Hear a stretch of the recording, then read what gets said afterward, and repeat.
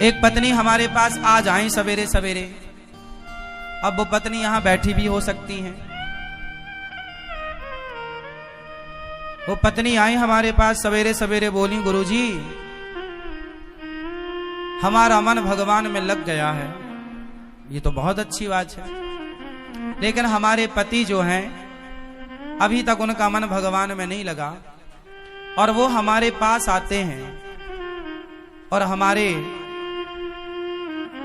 पास आकर के वो प्रेम का इजहार करते हैं। हमें तो अब सारे विषय वासनाओं से मन हट चुका है, मन भगवान में लग चुका है, लेकिन हमारे पति देवता का मन अभी तक भगवान में नहीं लगा। हम तो ब्रह्मचारी बन के अब रहना चाहती हैं, पर हमारे पति अभी ब्रह्मचारी नहीं बन पाए। क्या करें? हमें बहुत मन से असंतुष्टि होती है जब हमारे पति हमारे पास काम भाव लेकर आते हैं। हमारा मन बेचैन हो जाता है कि हमारे हृदय में जो कृष्ण है पता नहीं वो निकलकर बाहर ना चले जाएं। ऐसा उस बहन ने मेरे से सवाल किया कि जब पति काम भाव से अपनी पत्नी के पास आता है तो पत्नी को अच्छा नहीं लगता, क्योंकि पत्नी के अंदर भगवत भक्ति जाग गई है, प्रेम जाग गया है। ये सवाल आप में से बहुत लोगों का भी हो सकता है, बहुत पुरुषों का भी हो सकता है, बहुत स्त्रियों का भी हो सकता है, पर चूंकि सवाल बड़ा अटपटा है तो लोगों को पूछने में भी संकोच होता है, इसलिए हम आपको इसका समाधान देते हैं। मैंने उनको ये बात समझाई, बता दिया उनको। शायद यहाँ बैठी हो तो वो चूंकि ऐसे प्रश्न सवाल माइक में तो वो कर नहीं सकती थी, पर सवाल तो सवाल है, तो हमने उत्तर सोचा कि चलो इस बहाने आपको उत्तर दे दें। प्रश्न समझ में आ गया? अब उत्तर सुनो। हमने उनसे बोला कि आपके पति, आप तो भक्ति में रम गई हो, बहुत अच्छी हो आप, कि आपके हृदय में कृष्ण विराज गए हैं, भक्ति विराज गई है, आपका दिन रात भगवत चिंतन में ही मन लग रहा, बहुत अच्छी बात है। लेकिन जो आपके पति हैं अभी उनका मन विषयों में है, और यदि आपने भी इनकार कर दिया कि आप हमारे पास मत आओ, तो आपके पति फिर पराई स्त्री के गामी हो जाएंगे, वो दूसरी स्त्रियों के पास जाने स्टार्ट कर देंगे, वैश्याओं का गमन करने लग जाएंगे, वैश्यागामी हो सकता है इसलिए तुम्हारा पति। इसलिए तुम्हारे अंदर तो कोई वासना है नहीं, लेकिन पति के अंदर यदि है तो पति पत्नी के पास ही तो जाएगा। यदि तुमने भी उसे हटा दिया अपने पास से तो वो वैश्यागामी, उसका चरित्र बिगड़ जाएगा। इसलिए तुम्हारा धर्म है। मीराबाई के साथ भी यही था, बिल्कुल सेम। मीरा का विवाह बचपन में कृष्ण से हो गया था, मान लिया था उन्होंने पति कि मेरे तो पति गिरधर गोपाल हैं, लेकिन फिर भी उनके माँ बाप ने जबरदस्ती उनका विवाह भोजराज से कर दिया, जो राणा के बेटे हैं। तो भोजराज राणा के साथ उनका विवाह हुआ। जब उनकी पहली रात आई मिलन की, मीराबाई को बिठाया गया एक कमरे में, सिर्फ दीपक का प्रकाश था, और जो कि रिवाज है घूंघट डाल के मीराबाई को बिठाया गया। तभी रात्रि को, पहली रात्रि पहला मिलन जब भोजराज आए तो मीरा ने अपना दुपट्टा, अपना मुंह खोलते हुए भोजराज से कहा कि ये दुनिया कहती है कि आप मेरे पति हैं, कि ये दुनिया कहती है कि आप मेरे पति हैं, पर मेरी अंतरात्मा तो कहती है कि मेरे पति केवल कृष्ण हैं। लेकिन मेरे मन पर, मेरे प्राणों पर तो कृष्ण का अधिकार है, लेकिन आप व्यवहार जगत में मेरे पति बने हैं। सारी दुनिया तो यही मानती है कि आप मेरे पति हैं, कृष्ण मेरे पति हैं, ये तो केवल मैं जानती हूं। मेरे मन की बातें या मैं जानूं या वो जाने, आप तो नहीं जान पाओगे। तो मेरा मन, मेरे प्राणों पर, मेरे मन पर तो मेरे कृष्ण का अधिकार है, लेकिन आप यदि मुझे अपनी पत्नी मानते हैं तो आपके सामने मेरा शरीर है। यदि मेरे शरीर की भूख है आपको, तो मेरे शरीर से आप अपनी भूख मिटा सकते हैं, मैं मना नहीं करूंगी। आप मेरे शरीर से अपनी भूख मिटा लीजिए, लेकिन मेरे मन पर, मेरे प्राणों पर तो मेरे गिरधर गोपाल का ही वश है, कब्जा है।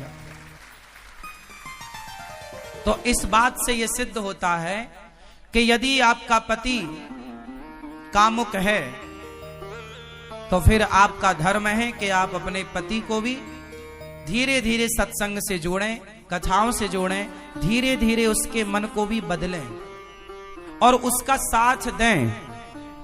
आप यदि सोचेंगी कि मैं तो भक्ति में रमी हूं, अब मेरे पति जो मेरे साथ रमण करेंगे, तो वो गलत है। वो गलत नहीं है। आपका धर्म है कि आप अपने पति को खुश रखें, प्रसन्न रखें, धीरे धीरे उसे भी सत्संग से जोड़कर। देखो, मन बदला जा सकता है, मन बदला जा सकता है। कैसे? सत्संग से। यदि स्त्री भक्ति करने लग गई और पति को छोड़कर चली गई तो तुम्हारा कल्याण होगा। तुम्हारा धर्म क्या है कि यदि तुम्हारे हृदय की शुद्धि हो गई है तो तुम अपने परिवार के सभी सदस्यों की, अपने पति की, अपने बच्चों की भी शुद्धि करो हृदय की, अपने भक्ति के प्रभाव से, अपने जप, अपने तप के प्रभाव से।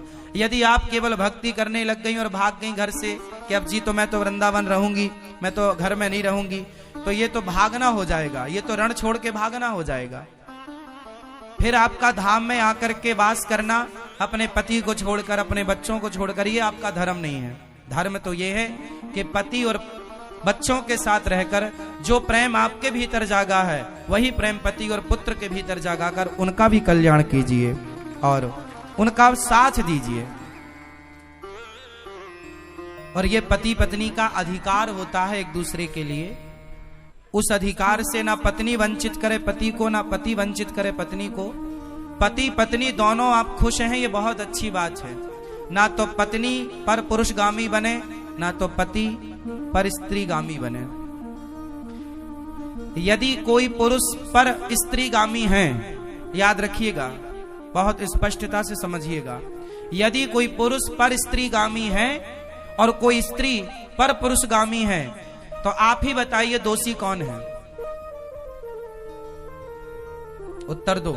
यदि आपका पति पर स्त्री गामी है, मीन्स पर स्त्री के पास रहता है, तो इसका जिम्मेदार कौन है? कौन? कौन? यदि पति पर पुरुषगामी है, पर स्त्रीगामी है, तो जिम्मेदार कौन है? और स्त्री यदि पर पुरुषगामी होगी तो जिम्मेदार कौन है? पति पत्नी ही जिम्मेदार है। इसलिए गृहस्थ जीवन में पत्नी का धर्म है। पत्नी को मोहिनी कहा जाता है।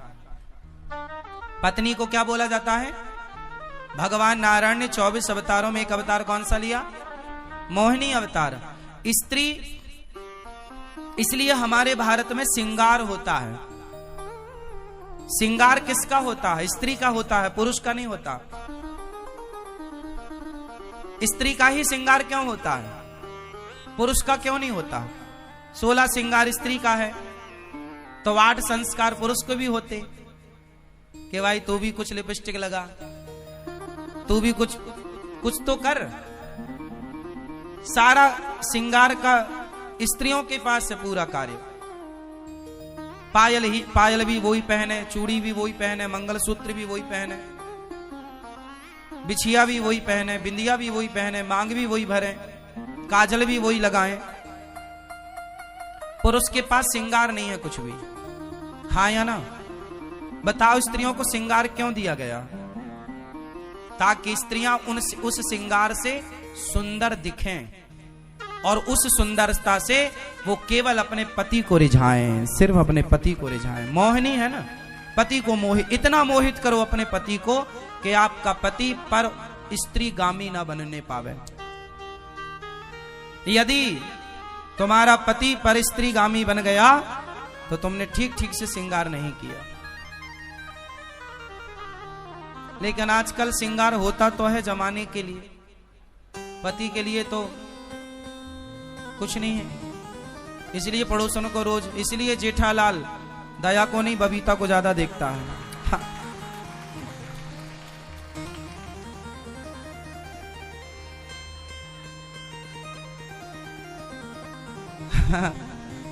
सही है ना? तो स्त्री को कैसा होना चाहिए?